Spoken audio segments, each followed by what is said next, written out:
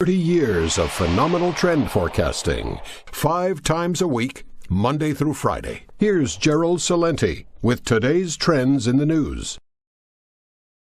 Hi, this is Gerald Celente. It's Wednesday, May 3rd, 2017, and here are some of today's trends in the news. On the market fronts, Shanghai down a little bit, FTSE, CAC down a bit, DAX up a little bit, Dow up a little bit, NASDAQ down a little bit. Oil's mixed, gold got hit, down over 16 bucks. Dow closes little change. Bank stocks rose broadly on Wednesday as expectations for a June rate hike from the Federal Reserve increased. That's right, they came out today at 2 o'clock, gave their report, said, well, things look pretty good. Not great, but okay. And what we're looking at, according to market expectations for a rate hike next month, it jumped to 75% from 60%, according to Wells Fargo.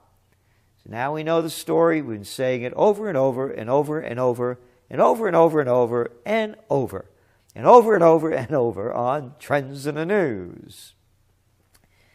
The higher the interest rates go, the lower goes gold.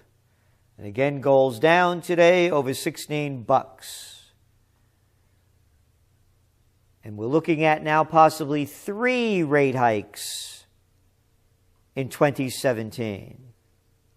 Again, it's a safe haven asset in a world where you're probably going to need a safe haven someplace because the war drums keep beating and crazy people are running the show in a country near you. But again, we don't give financial advice. We suggest that gold is the ultimate safe haven asset. So we're looking at other information regarding the markets. The Market Services PMI reading for April hit 53.1. The ISM non-manufacturing reading was 57.5. So we're also looking again, that's over 50. Over 50 shows growth. Under 50 shows decline. The earnings season, it's been strong so far. 75% of the companies beating profit estimates and about 70% topping sales forecasts as of Friday morning. So there we have it. The Fed's pretty happy. The committee concluded that it continues to expect that with gradual adjustments in the stance of monetary policy, economic activity will expand at a moderate pace. Labor market conditions will strengthen somewhat further, and inflation will stabilize around 2% over the medium term. Oil, it was mixed. Why? Well, it was a volatile day. U.S. government data showing that while there were signs of crude glut may be receding, crude inventories remain large, with gasoline demand weakening. And again, they talk the market up and down. It's in this range that hasn't moved much over the last several months, and we don't see it going much further. Spot gold, again, down because of the Fed raising interest rates. Interesting to watch because we have to look at the big picture. And again, when you listen to the Fed language, and the world is bigger than the United States, the Federal Reserve Committee continues to expect that with gradual adjustments in the stance of monetary policy, economic activity will expand at a moderate pace. But let's look globally. Copper. Prices dropped Wednesday the most in 19 months after a jump in inventories, increased worries about an economic slowdown over there in China. So, iron ore futures fell more than 6.5% on Wednesday. So now we're going to look at China. The Caixin Market Manufacturing PMI, a key survey of Chinese economy for April, showed a greater than expected decline to 50.3, the lowest since September 2016. And remember, above 50 is growth, below 50 is decline, and they're right on that line of not going there or here. So everything is flat, and China is the world's largest consumer of copper, and they call it Dr. Copper. And they call it Dr. Copper because it's referred to as having a PhD in economics because of its ability to predict turning points in the global economy. Because they use it for housing, they use it for infrastructure, they use it for commercial. Copper is used in electronics, power generation. So it's not the ultimate indicator, but it's a good indicator. And again, when you look at copper going back to China, is a key material used in home construction, industrial manufacturing, consumer goods around the world. The Chinese government injected large amounts of loans last year in an attempt to prevent a sharp slowdown in the world's second largest economy. Quote, the stimulus is wearing off and it's starting to feed through in real prices, particularly copper and iron ore, said Dane Davis, commodities research analyst at Barclays. So there you got it. Because the Wall Street Journal today, the economy's vital signs start to flag. They talk about the weak GDP numbers that came out. They talk about inflation going a bit lower than the Fed had anticipated. Look at job numbers back last month, but again on Friday the new job numbers will come out, and that's going to be a big indicator as well. Investment managers are tempering their optimism, with 44 saying in a survey that they expect the economy to accelerate over the next 6 months, down from 55% the previous month. So, that's the economy. It's flat, it's alive, but it's not doing great. You know how we keep saying our top trend for 2017, buy and sell China? Well, another little story today. Tencent barges into world's 10 biggest firms.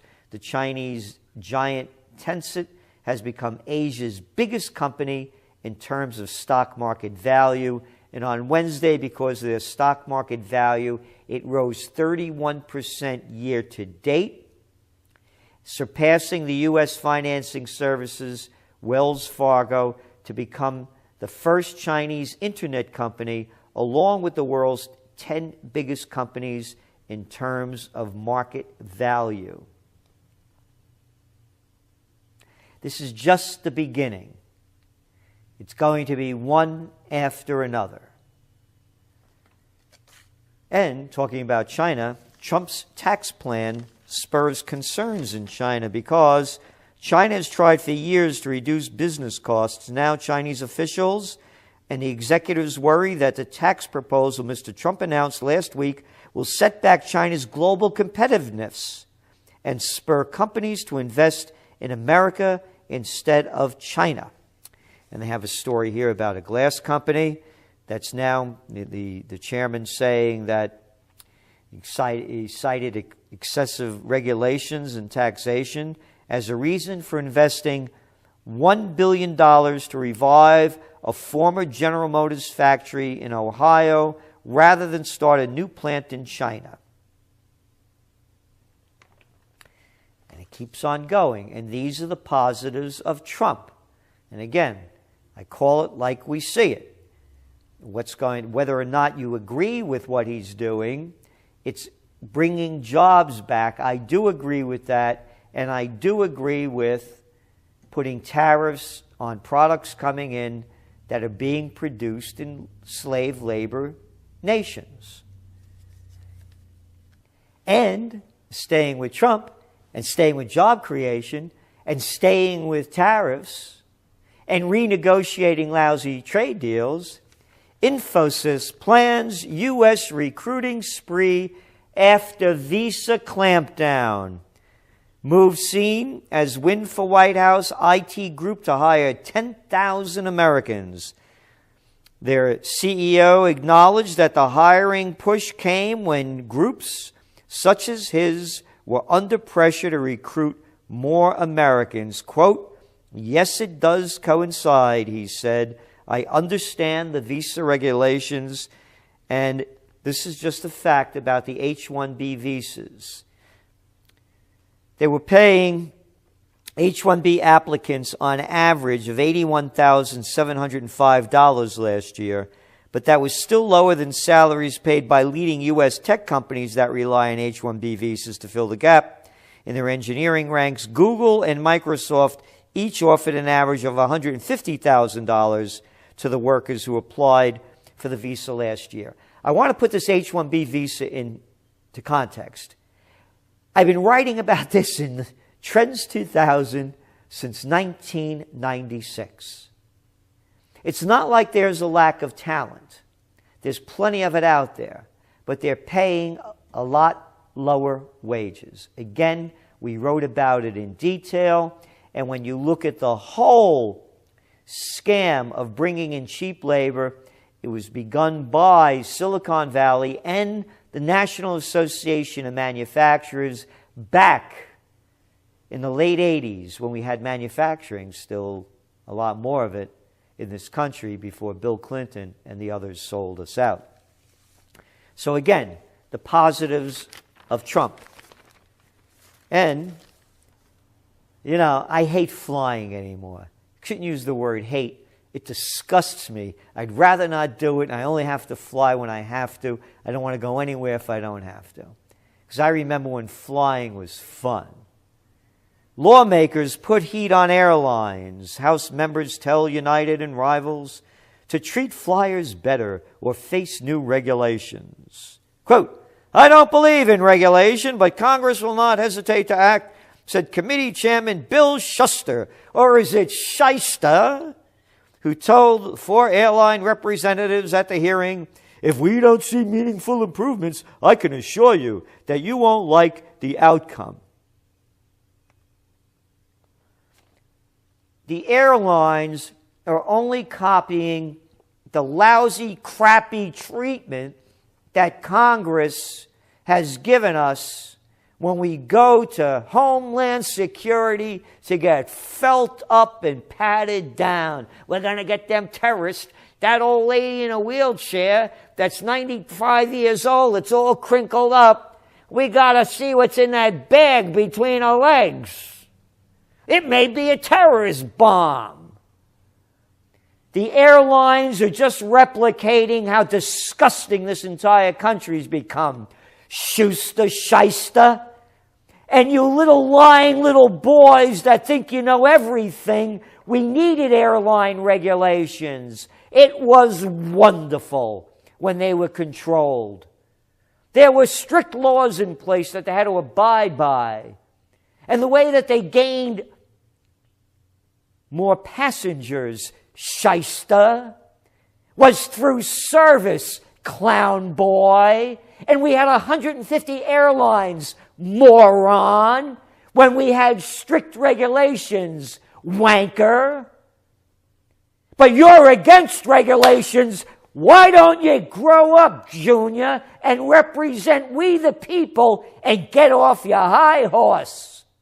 I'll tell you why. Because you're a jerk just like the rest of them. Oh, and talking about jerks just like the rest of them and screwing our transportation system, look what's going on.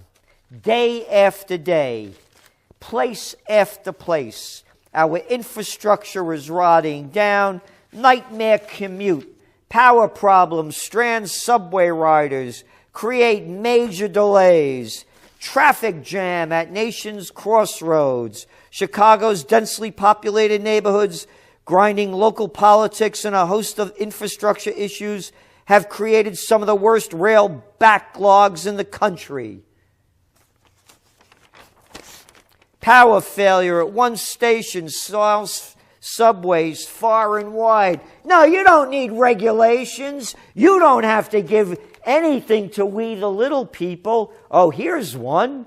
6 million riders a day, 1930s technology in the New York subway system. 1930s technology and a 2-year-old mind from all the morons that you elect that destroy the system. Who will fix Penn Station? How about the morons that destroyed it? Look what Penn Station looks like now. And look what it used to look like. Morons. New repairs loom at Penn Station. Amtrak warns of big disruptions. Repairs ramp up. Commuters groan as Amtrak plans for 44 days of Penn Station repairs. Lawsuits claim city subway system discriminates against disabled riders. It discriminates against human beings because the little clown boys don't ride these things. It's a neo-feudal society. Go down to the west side, one helicopter coming in after the other. They jet their helicopter and we sweat. But, hey, how about this? Central and Eastern Europe. Investment on track to beat record. Platform for growth commuters on a recently opened subway line in Warsaw, Poland. Yeah, that outshines anything in the United States. Why? You know why? I love Trump. Not because of what he does. He's the perfect person to show how disgusting the whole system is. The other clowns just knew how to act better and read the teleprompter and stay on cue and cover up with a criminal organization run by psychopaths and sociopaths. But Trump, man, he's just Mr. Twitter. This is Gerald Celente, and that's some of today's trends in the news.